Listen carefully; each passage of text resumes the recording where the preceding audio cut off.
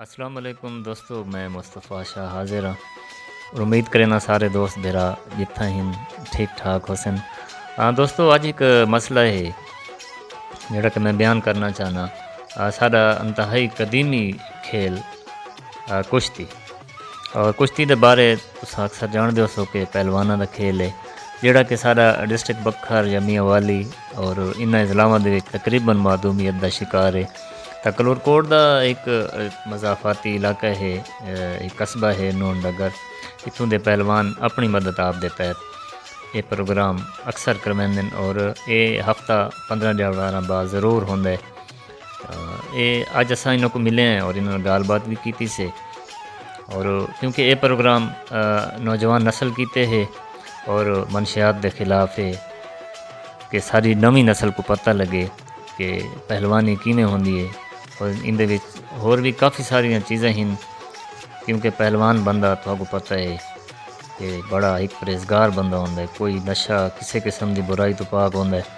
तो ये मोहम्मद अल्ताफ़र हैं जिन्हें कि ये प्रोग्राम अपनी मदद आप के तहत इतना करवाए और असा कोशिश की है कि सोशल मीडिया के तवासत नाल हुकाम बाला को इन्ह की गाल बात वने और इन्ह की हेल्प की वने और गौरमेंट अपने फंड चों इन्ह दे नाल तावन करे ताकि ये खेल मादूमियत तो भी बच वने और नौजवान नस्ल जड़ी है वो भी मुस्तफ़ीद थी वे। दोस्तों यकीनन ये एक बहुत दिलचस्प खेल है पिया।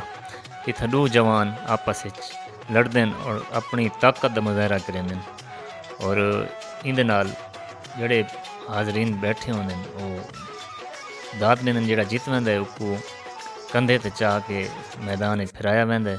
तो दोस्तों आओ गाल बात करें हैं पहलवान नाल जिन्हें ये प्रोग्राम तश्कील किया है और बड़ी मेहनत की है। उम्मीद है थोड़ा साडा अज का ये प्रोग्राम अज की ये वीडियो ज़रूर पसंद आसी। लाइक और शेयर ज़रूर करे सो ताकि ये लोग एप्रीशिएट थी वन और हुकाम बाला इन्हों के नाल तावन करे। बहुत शुक्रिया, बहुत मेहरबानी। मेरा नाम मोहम्मद अल्ताफ़ है जी। ये सारा बड़े अरसे तू गेम है जी। प्यू डाडा चाचा तो असा लड़ते आने जी। तो हूँ मैं कोई 15-16 शागिर्दिन हर महीने हर 15 दिन बाद असें कुश्तियाँ करवाने हैं।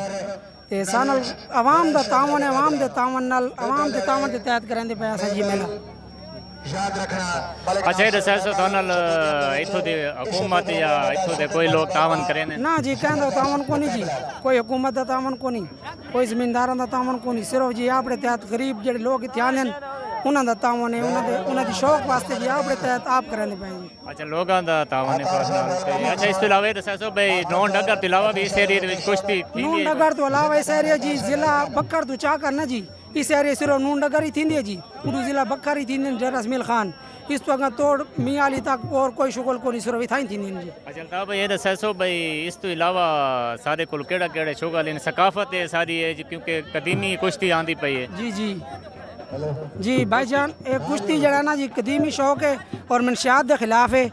असा आगे के नौजवान जड़े हैं ये इस मनशियात तू बुरे कमां तू बाज के अच्छे कमां लग वजन अस इस वजह तो ये प्रोग्राम किया है जी और अपने जेब जो खर्चा करके तो ये लोगों को तमाशा शुगल दिखाना है पहलवान पैसा मंगा के जी तो लोगों को फ्री तफरी दिखाना है कि लोग तफरी चलावन शुगल मेला और जी आवाम है ना तो इन्होंने बच्चे हैं बुरे कमां तो बच वजन। बहुत शुक्रिया, बहुत मेहरबानी जनाब। मेहरबानी जनाब।